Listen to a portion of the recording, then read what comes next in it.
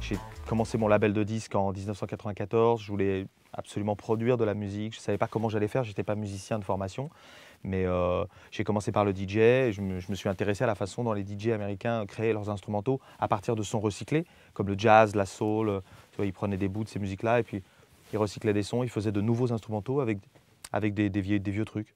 Donc c'est devenu ma passion et je me suis focalisé sur cette façon de faire de la musique.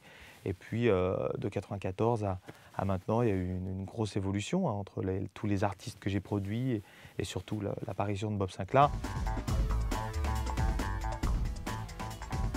Le côté marque, ça c'est quelque chose. Alors, j'aime pas parler de marketing quand je parle de musique, mais j'ai créé le personnage Bob Sinclar pour m'amuser.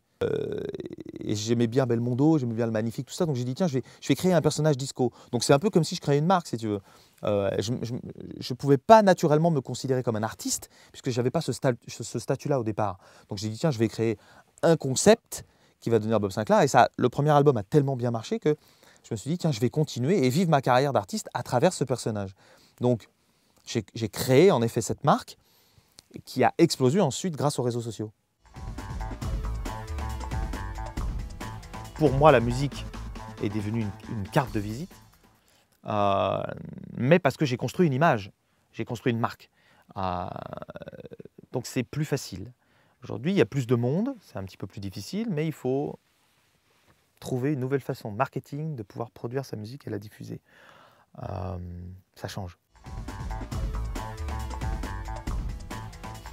Si on part du principe que la musique va être gratuite pour le consommateur, enfin, si on va lui faire penser que la musique est gratuite pour le consommateur, les annonceurs vont devoir faire un effort, en tout cas vont vouloir de plus en plus s'associer, parce que nous sommes devenus des marques.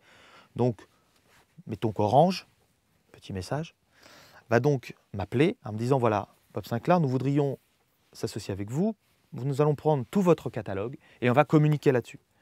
Donc je pense que de plus en plus, les annonceurs vont s'associer avec des producteurs de musique, avec des artistes, vont s'associer, donc il va y avoir des co-branding, images, vont s'associer leur image et dire voilà, on va s'occuper de votre catalogue, on va donner gratuitement à nos abonnés votre catalogue, mais en échange, donc on va vous rémunérer. Et on va faire une association d'images. Je pense que pour les plus grands artistes, ça va être comme ça.